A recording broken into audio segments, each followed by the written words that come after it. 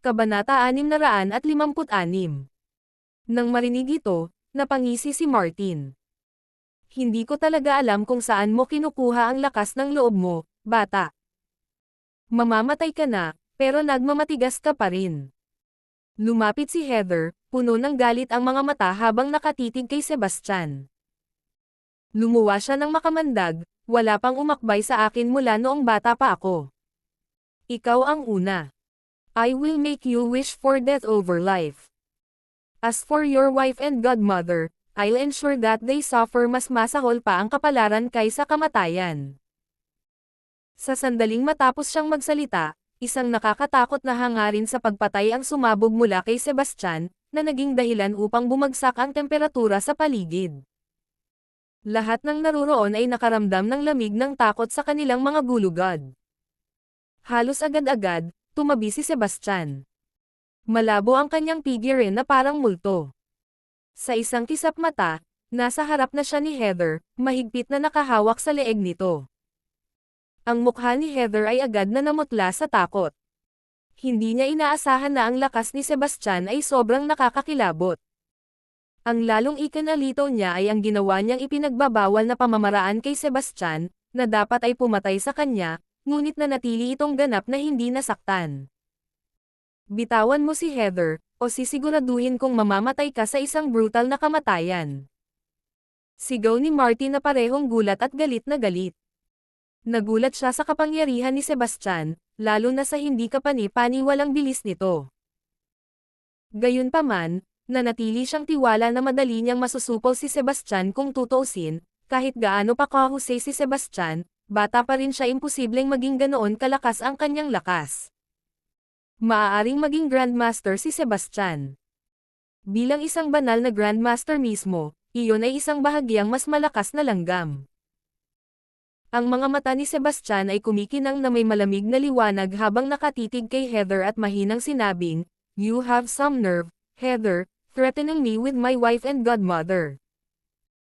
Habang siya ay parehong natatakot at galit, sinubukan ni Heather na panatilihin ang kanyang kalmado habang sinasabi niya, "Bitawan mo ako ngayon, kung hindi ay pira-piraso ka ng aking ama. Ang iyong ama ay walang iba kundi isang langgam sa aking paningin. Wala siyang dapat katakutin." Napangisi si Sebastian. "Damn, this guy is way too arrogant. He actually dared to call Mr. Not an ant. He has no idea what he's up against." Eksakto. Ang banal na Grandmaster ay isa sa pinakamakapangyarihang nilalang na umiiral, at naglakas loob siyang tawaging langgam ang isang banal na Grandmaster. Anong biro? Ang mga tao ng Knot Estate ay nanunuya, tinutuya si Sebastian. Maging sina Hendrik at Abigail ay naisip na masyadong mayabang si Sebastian. Masarap magyabang, ngunit kailangang may limitasyon. Kung hindi, gagawin lang siyang katatawanan. Galit na tumawa si Martin, "You brat, kung sa tingin mo ay langgam lang ako, then let Heather go and face me in a duel. Let's see what you are really made of." "Sa gusto mo." Sagot naman ni Sebastian. Patuloy niyang hinawakan si Heather sa leeg at itinapon sa 30 talampakan ang layo. Malakas siyang bumagsak sa lupa, umubo ng isang subaw ng dugo. Galit na galit si Heather, halos sumabog sa galit. Nagpumiglas siya sa pagtayo at sumigaw, "Pare, huwag mo lang siyang patayin ng diretso. Gusto ko siyang pahirapan ng dahan-dahan ng ilang araw. Saka lang ako makukontento." Pinandilatan ni Martin si Sebastian at malamig na sinabi, "Narinig mo si Heather. Pipiliin ko muna ang iyong paglilinang, pagkatapos ay baliin ang iyong mga paa." Pagkatapos nito, si Heather ay maaaring maglaan ng oras sa pagpapahirap sa iyo hanggang sa kamatayan. Nakatayo si Sebastian habang nasa likod ang mga kamay, puno ng pang-aalipusta ang mukha. "Para ka lang langgam, pero naglakas loob kang magyabang sa harap ko. Nakakatawa. Kung gayon, ipapakita ko sa iyo ang lakas ng langgam na ito." Umungol si Martin, na sinisingil si Sebastian sa hindi kapani-paniwalang bilis. Sa isang iglap, nasa harap na siya ni Sebastian, tinutukan ng suntok ang kaibuturan ni Sebastian. "Mr. Wilder, mag-ingat ka. Mapilit na tawag ni Mr. Watson, puno ng pag-aalala ang kanyang mga mata. Saktong dama po ang suntok ni Martin sa kaibuturan ni Sebastian, na nagdulot ng malakas na pagsabog. Tapos na. Bakas sa mukha ni Hendrik ang panghihinayang, at puno ng guilt ang kanyang mga mata. Si Heather naman, sa una ay tuwang-tuwa, ngunit ang kanyang ngiti ay halos napawi. Nanatiling nakatayo doon si Sebastian, walang kagalos-galos. Bakas pa sa mukha niya ang pagngisi. Kabanata 657. Nagulat at natakot si Martin. Pakiramdam niya ay tumama ang suntok niya sa isang hindi masisirang metal, na nagpamanhid sa kanyang kamao. Sinubukan niyang umatras nang mapagtantong may isang bagay na lubhang mali, ngunit huli na ang lahat. Biglang, isang nakakatakot na surge ng enerhiya ang sumabog mula kay Sebastian. Sa isang nakakabinging tunog, pinaalis ng enerhiya si Martin. Agad siyang nagbuga ng isang bibig ng dugo sa gitna ng hangin habang ang kanyang mga mata ay puno ng hindi paniniwala at takot. Ano ba? Natigilan ang lahat, hindi makapaniwala sa kanilang nakikita. Si Martin ay isang banal na Grandmaster. Sinuntok na niya si Sebastian, ngunit hindi nasaktan si Sebastian at sa halip ay pinalipad niya si Martin. Nakakamangha lang ang sobrang lakas. Napakamangha. Alam kong si Mr. Wilder ay isang henyo sa pagpipino ng mga tableta, ngunit hindi ko akalain na ang kanyang husay sa pakikipaglaban ay magiging napakalalim. Gulat na bulalas ni Hendrik. Si Abigail ay namangha, at ang kanyang mga mata ay kumikinang habang siya ay nanonood, saglit na nabighani. Si Heather, gayunpaman, ay paralisado sa takot. Hindi niya inaasahan na ang kanyang ama, na pinaniniwalaan niyang halos hindi na magagapi, ay madaling madaig ni Sebastian. Ang lakas nito ay natakot sa kanya. This can't be happening. How is it possible? You're so young, how can your strength be this overwhelming? Napabuntong hininga si Martin, nahihirapang intindihin ang sitwasyon. Puno ng takot ang kanyang mga mata habang nakatitig kay Sebastian. Sino ka ba? Ngumisi si Sebastian. Who I am is of no consequence to you. All you need to know is that you are nothing but ants in my eyes, something easily crushed at my whim. Kung sinabi niya ito kanina, akalain ng lahat na nagyayabang siya. Ngunit ngayon, walang sino man ang nag-alinlangan sa kanyang mga salita. Si Martin, ang Divine Grandmaster, ay hindi makatiis kahit isang galaw mula kay Sebastian. Sa iba pa sa kanila, hindi sila karapat-dapat na tawaging kumpe ng kanyan. Pagkatapos ay ibinaling ni Sebastian ang kanyang tingin kay Heather, na agad namang namutla. Bakas sa mukha niya ang takot. Sebastian, anong balak mong gawin? Nauutol na sabi ni Heather, sinusubukang maging mapanghamon. I'm warning you. Apprentice ako ng Netherworld Sect. Ang mentor ko ay si Bertha Erickson. Kung maglakas loob kang hawakan ako, hahabulin ka niya at papatayin. Napangisi si Sebastian sa sinabi niya. Sa isang pitik ng kanyang palso, hindi na nakatiis si Heather at bigla siyang hinayla palapit sa kanya. Lahat ng naruroon ay natigilan. Alam nila na ang isang banal na Grandmaster ay maaaring manipulahin ang mga bagay mula sa malayo, ngunit kadalasan ay hindi lalampas sa 10 talampakan at hindi gamit ang mabibigat na bagay. Gayunpaman, mahigit 15 talampakan ang layo ni Heather, at nagawa pa rin siyang hilahin ni Sebastian palapit sa kanya ng walang kahirap-hirap. Ang pagpapakita ng kapangyarihan na ito ay lampas sa kanilang pangunawa. Hinawakan muli ni Sebastian sa leeg si Heather. Anong ginagawa mo, Sebastian? Tanong ni Heather na parehong galit at takot. Ang kanyang mga mata ay nagtaksil sa kanyang takot. Sa isang malakas na sampal, sinampal siya ni Sebastian sa mukha at nginisyan. Ano ang magagawa mo ngayong nahawakan na kita? Si Heather ay parehong galit at nataranta. Hinding-hindi ka hahayaan ng aking mentor na makawala dito. Sigaw niya. Isang mapanuksong ngiti ang ibinigay ni Sebastian. Akala ko may utak ka, pero parang ang tanga mo talaga. Anong ibig mong sabihin dyan? Tanong ni Heather habang nanginginig sa galit. Umalangaw-ngaw ang malamig na tawa ni Sebastian. Ngayon pa lang, hindi mo naiintindihan kung anong klaseng pagkatao ang naprovoke mo. Tinatakot mo pa ako sa mentor mo, katanga. Gaano ka ba? Let me make it clear for you. Kahit nandito ang mentor mo na si Bertha, hindi kanya mailigtas dahil sa paningin ko, isa lang siyang langgam. Ikaw ay delusional. Ang aking tagapagturo ay isa sa mga Grand Elder ng Netherworld Sect. Siya ay may hindi maarak na kapangyarihan at kaya kang patayin ng hindi pinagpapawisan. Napangisi si Heather. Mukhang ang mentor mo lang ang maaasahan mo. Fine, I'll give you a chance. Call her here, and I'll deal with you right in front of her. Let's see what she can do, Sebastian hinamon.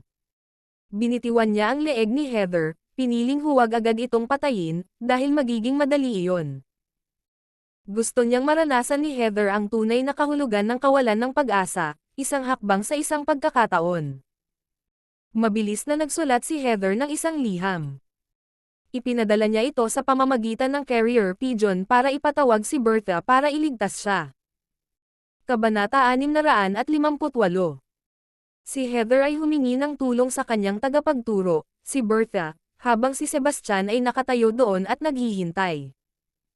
Alam na niya sa ngayon na hindi pa nahuli si Fresia. Sa kanyang antas ng kasanayan, ang mga ordinaryong tao ay hindi maglalagay ng banta sa kanya kahit na sa kanyang pagkawala ng memorya. Kaya ngayon wala na siyang dahilan para mag-alala tungkol sa kahit ano. Ngayon, determinado siyang gawin ang mag-amang duo na ito na unti-unting mawalan ng pag-asa. Lumapit si Hendrik kay Sebastian at mamulong, Mr. Wilder, ang Netherworld Sect ay puno ng mga eksperto. Mayroon silang 5 Divine Grandmasters, at ang kapangyarihan ni Tyler ay hindi kayang unawain. Sigurado ka bang kakayanin mo sila? Mga langgam lang sila, dismissive na sagot ni Sebastian. Huwag mo lang silang maliitin, Mr. Wilder, Hendrik cautioned. Nanatiling walang kibo si Sebastian. Hindi ito kay abangan kundi kumpiyansa ang nagugat sa kanyang lakas. Ang Netherworld Sect ay hindi malayo sa Knot Estate. Sa bilis ng mga carrier na kalapati at kanilang mga higanteng ibon na maaaring sakyan ng mga tao, dapat ay nakarating na sila sa loob ng 1 oras. Gayunpaman, lumipas na ang 2 oras, at wala pa ring palatandaan ng mga ito. Mukhang hindi darating ang mentor mo, Sebastian remarked. Napuno ng takot ang mga mata ni Heather. Sebastian, hindi mo ako mapapatay. Ako ang once-in-a-millennium genius apprentice ng Netherworld Sect. Kung papatayin mo ako, hindi ka pababayaan ng sekta. Mahinahong tumugon si Sebastian, kung natatakot ako, hindi ko hahayaang tumawag ka para sa tulong, at hindi rin ako nakatayo dito na naghihintay. Kung hindi ako susundan ng Netherworld Sect, fine. Pero kung gagawin nila, buburahin ko na lang sila. Binanggit niya ang pagsira sa isang makapangyarihang sekta bilang casual na para bang pinag-uusapan niya ang tungkol sa pagkatay ng manok. Natigilan ang lahat sa paligid. Anong klaseng pagtitiwala ito? Gaano kalakas ang kailangan ng isang tao upang magkaroon ng gayong hindi natitinag na pagtitiwala sa sarili? Kung narinig nila siya noon pa man, i-dismiss na nila ito bilang bluster, and not even credible bluster at that. Gayunpaman, ngayon lang nila nasaksihan na nasaktan niya ng husto si Martin sa isang galaw nakakatakot. Heather, may huling salita ka ba bago ka mamatay? Tanong ni Sebastian. Nanginginig si Heather kaya bumigay ang kanyang mga paa. Napaluhod siya sa harap ni Sebastian. Sebastian, please don't kill me. For the sake of the one night we shared as husband and wife, spare my life. I'm still so young. I don't want to die. Isang malamig na tawa ang pinakawalan ni Sebastian. Naglakas loob ka pa ring banggitin ang isang gabi nating magkasama. Nilagyan mo ako ng droga, ginamit mo ang masamang paraan para nakawin ang aking lakas, kakanyahan, at utak, at pagkatapos ay itinapon ako sa bangin. Kung hindi ako sinuwerte, hindi ako tatayo dito ngayon. Nakiusap si Heather, masyado pa lang akong bata at nakagawa ng isang malaking pagkakamali sa isang sandali ng kahinaan. Talagang alam kong mali ako ngayon.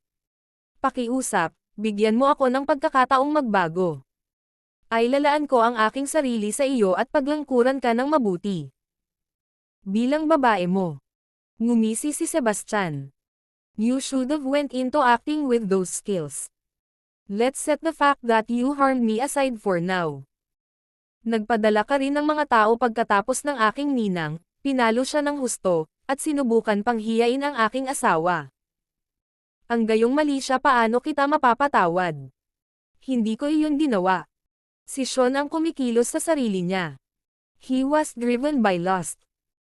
It was nothing to do with me. Mabilis na sinubukan ni Heather na ilayo ang sarili sa sisi.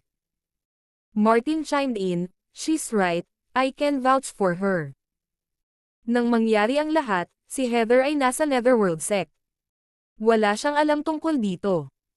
Sean deserved to die, but I don't believe he acted alone.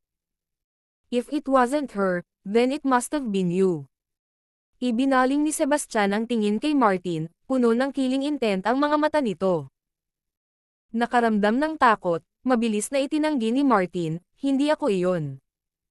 Wala akong kinalaman doon. Emph. Napangisi si Sebastian. Well, it's definitely either one of you. So, you can choose who will die. Are you trying to turn us against each other? How vicious. Galit na sigaw ni Martin. Tahimik na sumang-ayon ang mga nanonood, na iniisip na ang pagpilit sa kanila na pumili ay magiging mas malupit kaysa sa simpleng pagpatay sa kanilang dalawa. Pagkatapos ng lahat, ang nakaligtas ay mabubuhay ng may pagkakasala magpakailanman. Enough talk. I'm giving you 1 minute to decide. If you haven't made your choice when the time's up, I'll kill you both, malamig na sabi ni Sebastian. Parehong nabigla at galit na galit si Martin. Sebastian, ako ang City Lord ng Holton, isang opisyal ng korte. Kung papatayin mo ako, ito ay kasing ganda ng pagrerebelde laban sa estado. Mas mabuting pag-isipan mong mabuti ang mga kahihinatnan. Lumapit si Hendrik kay Sebastian at sinabing, Mr. Wilder, tama si Mr. Knott. Kung papatayin mo siya, hindi ito hahayaan ng korte na dumausdes. Naintindihan naman ito ni Sebastian. Kahit na ang kanyang kapangyarihan ay nangangahulugan na ang hukuman ay maaaring walang magawa laban sa kanya, ito ay magdudulot pa rin ng kaguluhan. Kung papatayin niya si Martin, mas mabuting maghintay hanggang makuha niya ang ikatlong yugto ng pamamaraan. Iyon ay magpapahintulot sa kanya na umalis ng direkta pagkatapos. Ngumisi si Sebastian. Mr. Knott, so, ang sinasabi mo ay gusto mong patayin ko ang anak mo. Kabanata 659. Ama. Puno ng takot at kawalan ng pag-asa ang mga mata ni Heather. Nawalan ng masabi si Martin. Ayaw niyang mamatay, ngunit hindi rin niya kayang mawala ang kanyang anak. Sebastian, baka makapag-negotiate tayo. Pakawalan mo kami, at magsabi ka lang ng halaga kahit anong gusto mo. Nag-isip sandali si Sebastian at sinabing, sige. Bibigyan kita ng pagkakataon. Gusto ko ng 1,000,000 gintong barya. Ano? 1,000,000 gintong barya. Bakit hindi mo na lang ninakawan ang isang bangko? Halos mapatalon si Martin sa galit. 10,000 gintong barya lamang ay sapat na para sa isang tao na mamuhay ng comfortable habang buhay. 1,000,000 gintong barya ay isang malaking halaga kahit para sa kanya. Ngumisi si Sebastian. Kung ayaw mong magbayad ng 1,000,000, ayos lang. Mapapatay ko na lang ang anak mo, at wala kang babayaran. Sige. Magbabayad ako. Kinagat ni Martin ang kanyang mga ngipin, pakiramdam na parang nagdurugo ang kanyang puso. Dahil sa dami ng ginto, gold notes lang ang hiniling ni Sebastian. Hindi nagtagal, inabot ni Martin kay Sebastian ang 10 papel, bawat isa ay nagkakahalaga ng 100,000 gintong barya. Tinupad ni Sebastian ang kanyang salita at umalis pagkatapos matanggap ang mga tala. Hindi niya sinadyang patayin sina Martin at Heather hindi dahil sa maawain siya, kundi dahil gusto niyang maglaan ng oras para sirain sila. Pagkatapos umalis sa Knott Estate, sinundan ni Sebastian si Hendrik sa Holton Chamber of Commerce. Mr. Watson, gusto kong humingi ng pabor sa iyo, sabi ni Sebastian. Mabilis na sagot ni Hendrik, Mr. Wilder, hindi na kailangang maging formal. Sabihin mo lang kung ano ang kailangan mo. Lalong lumalim ang respeto ni Hendrik kay Sebastian. Hindi lamang pinagaling ni Sebastian ang kanyang mga sugat, na nagligtas sa kanyang buhay, ngunit tinulungan din siyang malagpasan ang kanyang bottleneck sa paglilinang. Utang iyon na itinuturing ni Hendrik na pangalawang pagkakataon sa buhay. Bukod dito, si Sebastian ay hindi bababa sa isang pangalawang baitang alchemist, na may hindi masusukat na lakas upang magbot. Ang gayong tao ay nagkakahalaga ng paglinang ng isang mabuting relasyon sa.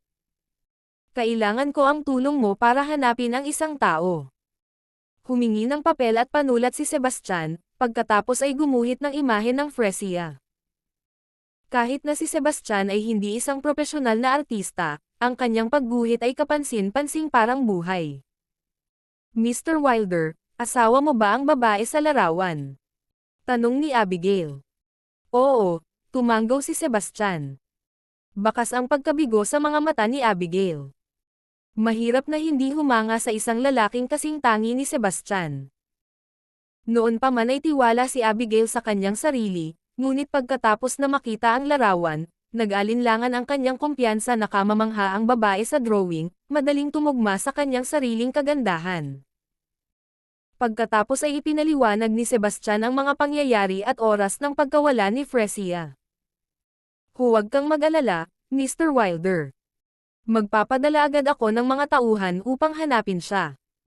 Sigurado ako na may balita tayo sa lalong madaling panahon, siniguro sa kanya ni Hendrik.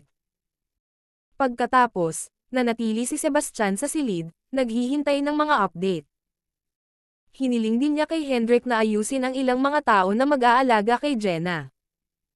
Bukod pa rito, itinalaga niya si Brooke na protektahan siya ng palihim. Dahil nasaksihan mismo ni Brooke ang nakakatakot na kapangyarihan ni Sebastian, hindi nang ahas si Brooke na magbitaw ng kahit isang salita ng pagtanggi. Siya ay ganap na napasuko, na walang iniisip na tumakas. Samantala, sa Knott Estate. Pare, hindi ko kayang lunukan itong kahihiyan. Bulalas ni Heather. Hindi ko rin kaya, pero nakakatakot ang lakas ng batang yun.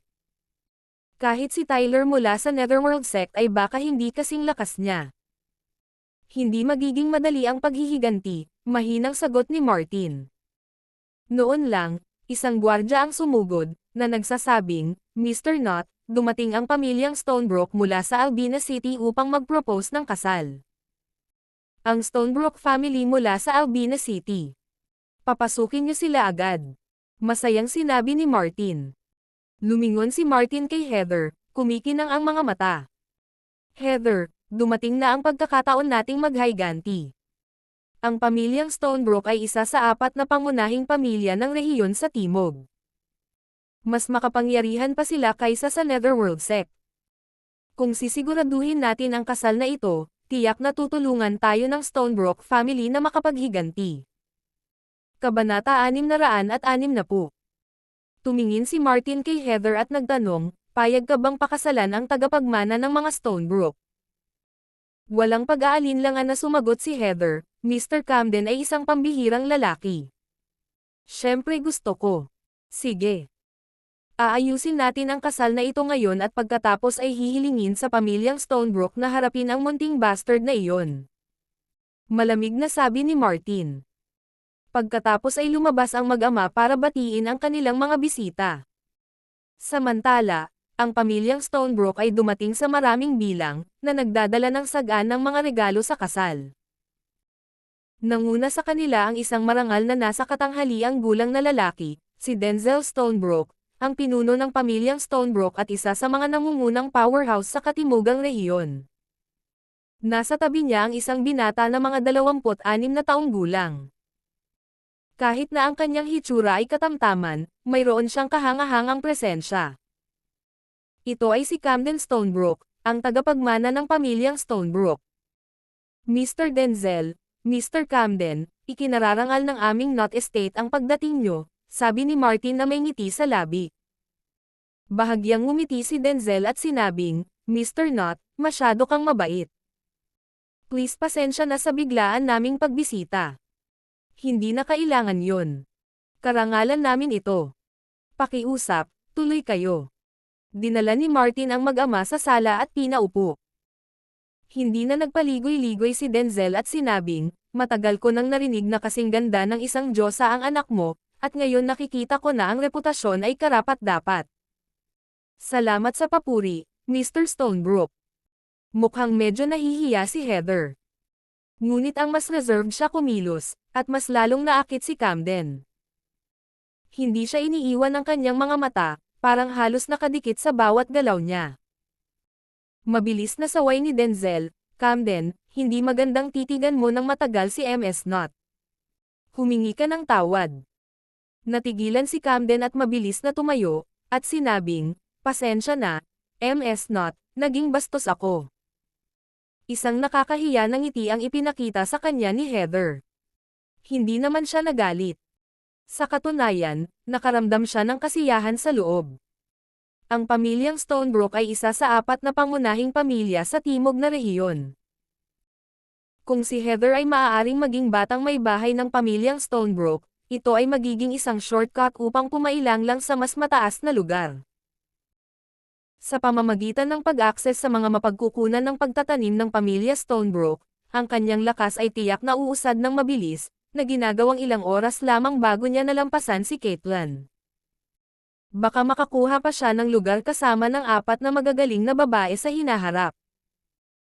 Ngumiti si Denzel at sinabing, nakita ng anak ko si Ms. Knott minsan hindi pa lang, at ito ay na love at first sight para sa kanya. Simula noon, nawalan na siya ng gana at maraming gabing natutulog sa kanya. Bilang kanyang ama, naging balisa ako, kaya dinala ko siya dito para mag-propose. Nang matapos magsalita si Denzel ay pinalakpakan niya ang kanyang mga kamay, at agad na binuksan ng mga katulong ang mga kahon. Ang unang 3 kahon ay puno ng kumikinang na gintong barya. Sinundan sila ng isang kahon ng alahas, isang kahon ng mga gemstones, isang kahon ng mga halamang gamot, isang kahon ng mga anti-gong painting, isang kahon ng lumang alak, at isang kahon ng mga table tas. Ang kahon ng tableta, kahit na mas maliit, ay naglalaman ng 12 ng mga bote.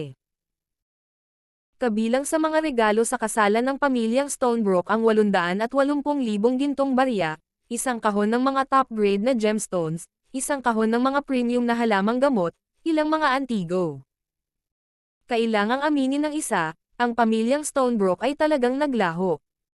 Ang mga gintong barya lamang ay umabot sa 880,000, na isang malaking halaga. Bukod dito, mataas din ang halaga ng mga gemstones at antigo, ngunit ang pinakamahalagang bagay doon ay ang mga halamang gamot at table tas. Ang mga ito ay lahat ng top grade na mga halamang gamot, ang uri na lubos na hinahangad ngunit bihirang makuha. Ang mga table tas ay mas mahalaga, lalo na ang isang bote ng purification pills sa kanila. Itinuturing itong sumikat ng mga second grade na table tas. Ang isa ay nagkakahalaga ng 10,000 gintong barya. Ito ay halos imposible na bumili, kahit na ang isa ay may pera. Ang purification pills ay napakahirap pinuhin, na may mas kaunti sa 5 alchemist sa buong katimugang rehiyon na kayang gawin ang mga ito. Bukod dito, ang mga halamang gamot na kailangan para sa purification pills ay napakabihirang. Sa pangkalahatan, tanging ang 4 na pangunahing pamilya at ang nangungunang kamara ng komersyo sa timog na rehiyon, ang Wilbur Odyssey, ang maaaring makakuha ng mga ito.